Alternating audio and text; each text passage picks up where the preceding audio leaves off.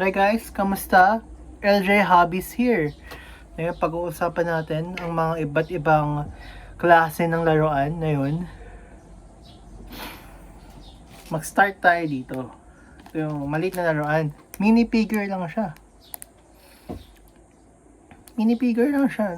600 yen. Ano pa ba?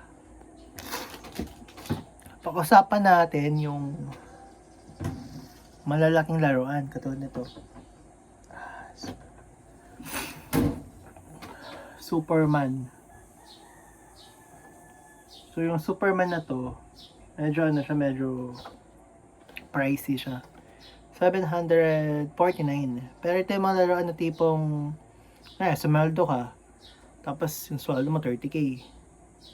Pwede kang maglaan ng budget para bumili ng ganitong laruan kasi nasa budget mo naman eh.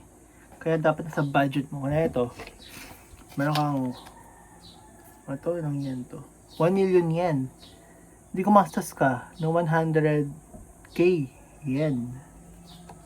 Tama ba yung sinasabi ko? So, sana yun. Ano pa ba? Half tayo. Ito siya, Repa Price. Ito yung box ng Repa Price. Nakakalaga siya ng 750 pesos. Ayan. 750 pesos. Repa Price.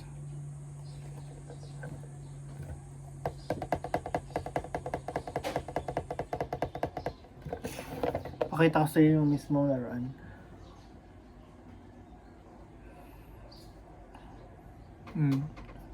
Si Sasuke. Maganda din yung pakakagawa niya eh. May natatak na BSP. Ayan, Vietnam. Legit na legit siya. Ay, Siopaw. Camera.